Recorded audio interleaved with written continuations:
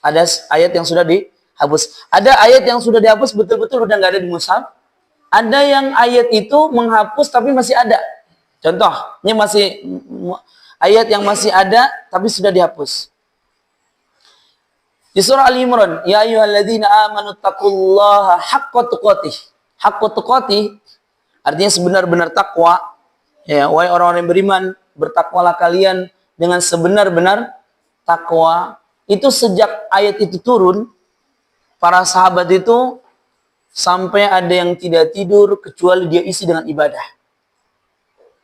Bahkan tidak sedikit di antara mereka yang tidak mau nikah karena pengennya ibadah terus.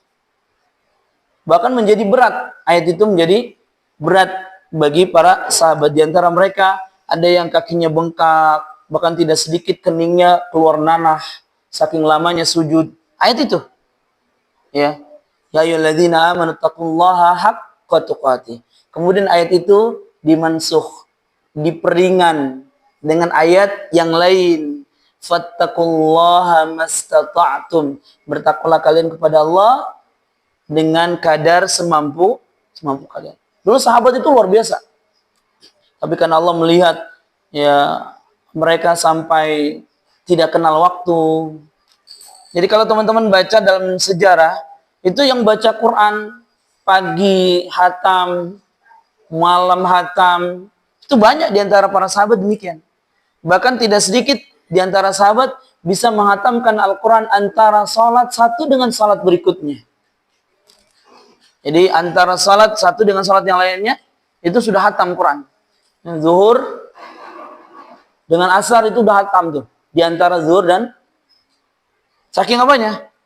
Saking mereka betul-betul menjadikan lafaz haqqa tuqatih itu ya, sesuatu hal yang betul-betul mereka upayakan. Ya, karena Allah melihat hal demikian, maka kemudian ayat itu diganti dengan ayat yang lebih ringan. Fattaqullaha mastata'tum. Ya. Sama lafaz ini, wa ma khalaqaz dzakara wal unsa, ini menghapus lafaz waz-zakari wal unsa. Waz-zakari wal unsa.